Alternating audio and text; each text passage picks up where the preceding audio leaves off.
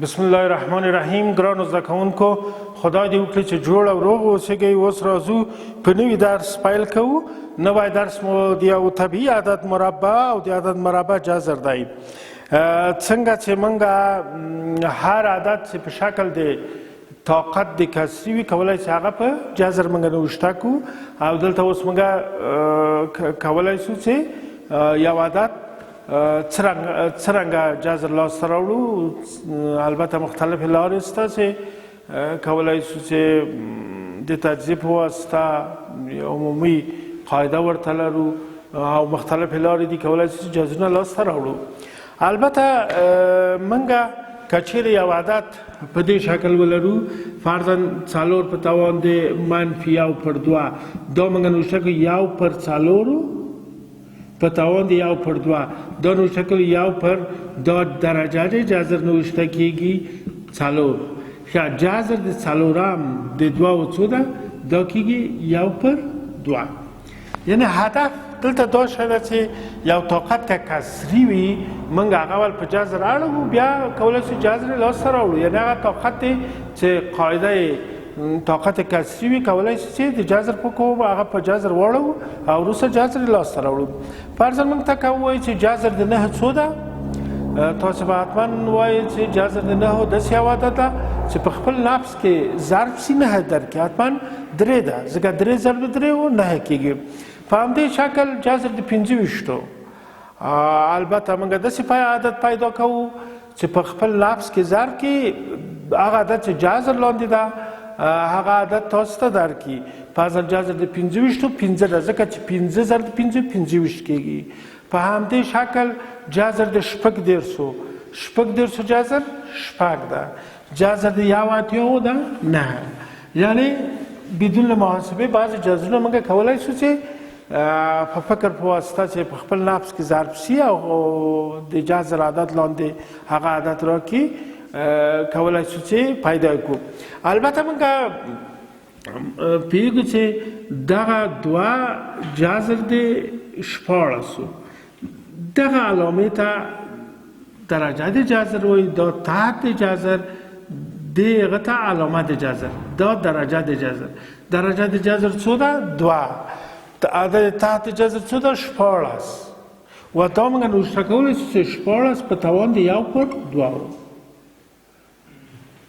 خو 14 د دویم جذر د 14 څو ده؟ 4.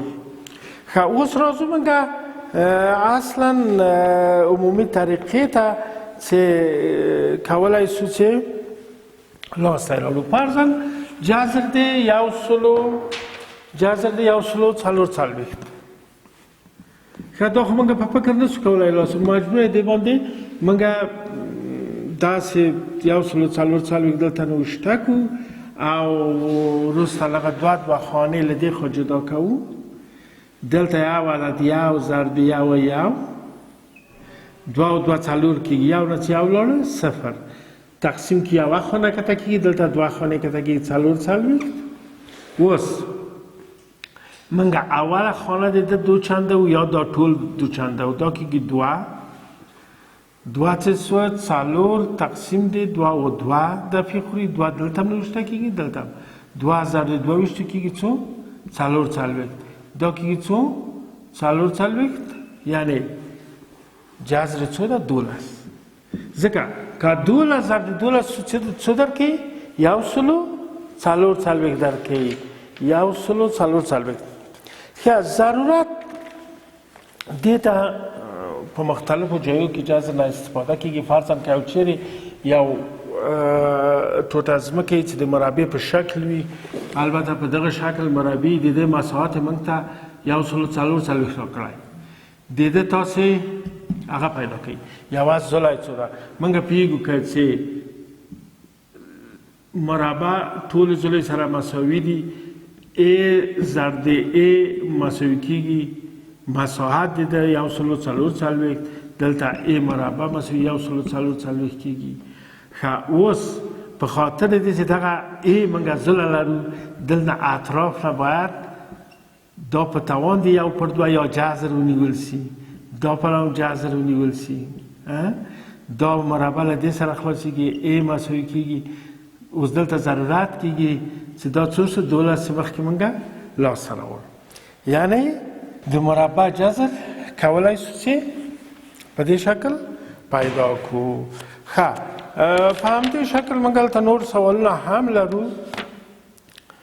که 121 فرضاً موږ ته 121 جذر لاسته راوړو، څو خانې جدا کوو؟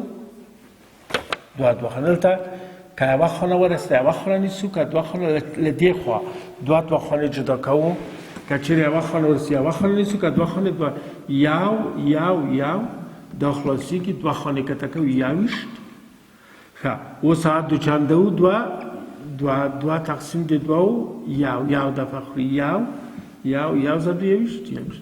جذر څو ده؟ جذر 121 کېږي 11. دې طریقې ته یو ضرورت دا ده چې بعضې عددونه چې له تجزیې طریقې نه موږ نشو کولی لاسته راوړو، ځکه اوس دلته که موږ چې موږ وروسته یې موږ لولو 121 که تجزیې نه کار واخلو دا په 11 د ویش وړ ده. نو د 11 ضرب زباني به وایو چې هغه دا لاره اسانه ده او لاسته راوځي.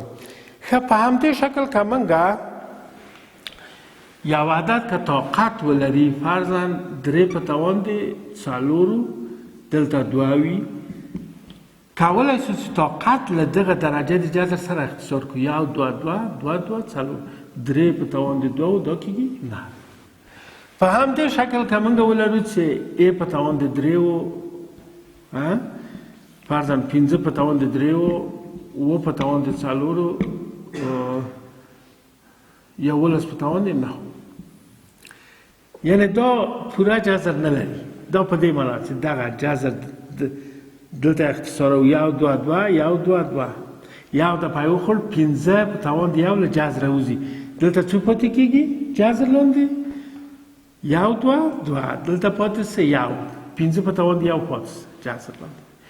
دغه 1 2 دغه درجه جذر دی و په توان د 4 1 2 2 2 4 و په توان د 2 کېږي.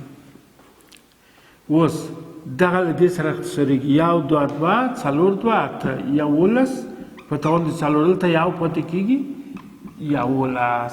یعنی کولی شو چې موږ هر طاقت چې درجه جذر سره اختصار وی قابل د اختصار او بیرون له جذر نوشته کوو.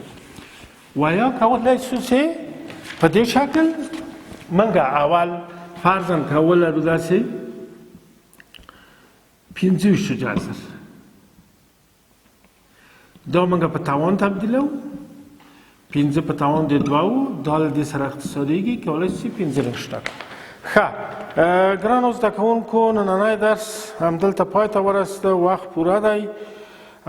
دلته تمریناتو کې څو سواله راغلي چې د باندې به تاسو کار کوئ که لاندې مساحتونه پوره کړئ. جذر د 121 چې موږ کار وکړ 256 د 4 شپېتو. که د یو مربع مساحت 9 سانتي متره وي د دې مربع د هرې ضلع اوږدوالی به 2 متره وي. حتما جذر نیسئ د هرې مربع د هرې ضلع اوږدوالی 7 ده.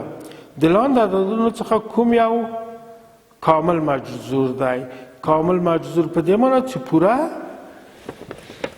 پوره اختصاریږي، یعنی په دې معنی چې 2 په توان د 4 ضرب د 2 په توان د 2 دا کامل مجذور په دې خاطر ده که چې د نه جذر ونیسو دا کېږي 2 په توان د 2 و 28، یعنی یو جذر مکمل عدد کېږي.